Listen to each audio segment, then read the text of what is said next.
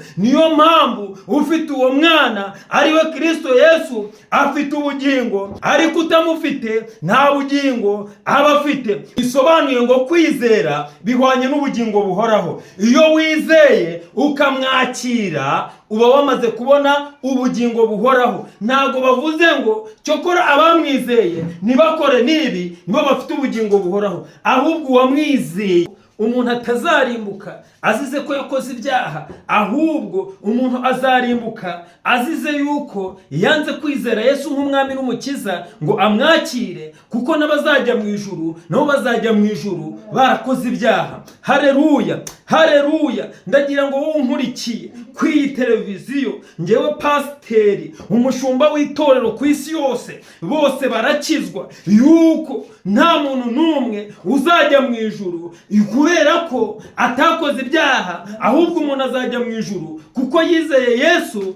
nk'umwami n'umukiza. Niyo mpamvu ijambo ry'Imana ritubwira ngo niwatuza akanwa kawe ko Yesu ari umwami, ukizera ko Imana yamuzuye mu bapfuye, uzakizwa. Kuko akanwa ariko umuntu yatuza, umutima akaba ariwo yizeza. Yesu ubwe yivugiye n'amagambo ye, avuga ijambo rikomeye, aravuga ngo cyokora abamwemeye bose bakizera izina rye bahawe ubushobozi bwo kuba abana b'Imana.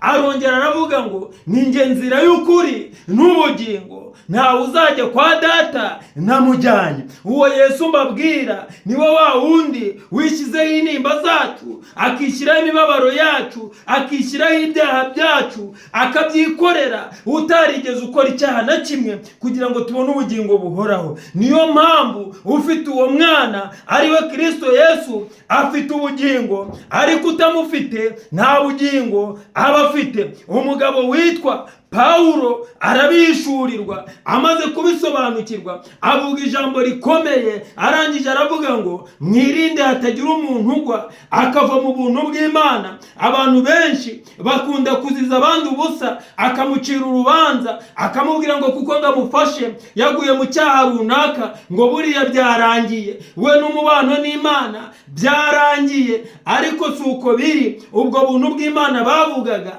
ntago ari ugukora ibyaha ukugukora, ahubwo ubwo buntu bw'Imana bavugaga umuntu ashobora kuvamo bikarangira ni ukuba warizeye Yesu nk'umwami n'umukiza, ukamwakira. Warangiza kumwakira, nyuma hakaza undi akakubwira ubundi butumwa bunyuranye n'ubwo, yarangiza kubukubwira ukavuga ngo burya bwa butumwa nizeye ntabwo ari bwo. Warangiza ugahindukirira izindi mana zitari Kristo, warangiza ukajya mu bapfumu, warangiza ukayoba, ukavuga ngo Yesu ntabwo ari Imana, ntiyigeze avuka, ntabwo yigeze agupfira. Icyo gihe ubavuye mu buntu bw'Imana, izina ryawe nicyo kintu cyonyine kirikura mu gitabo cy'ubugingo. Ibukikire umwana, wa mwana w'ikirara, ukuntu byagenze. Yaragiye, ariko nubwo yagiye yarakiri umwana. Ahagarukiye baramwakira, barangije kumwakira baranamubagira. Reka nkubaze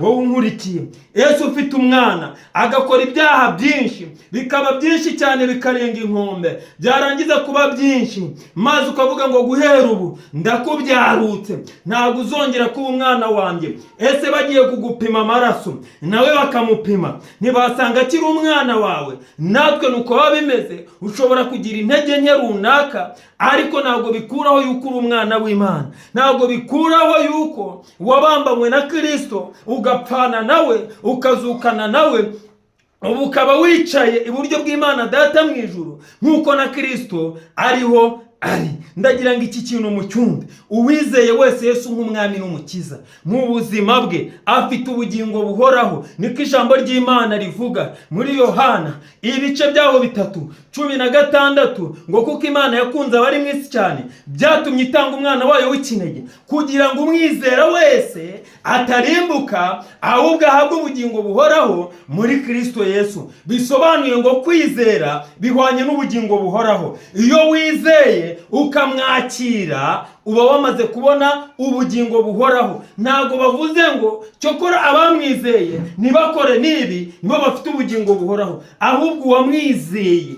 akamwakira afite ubugingo buhoraho. Mwakire neza ijambo ry'Imana bene data.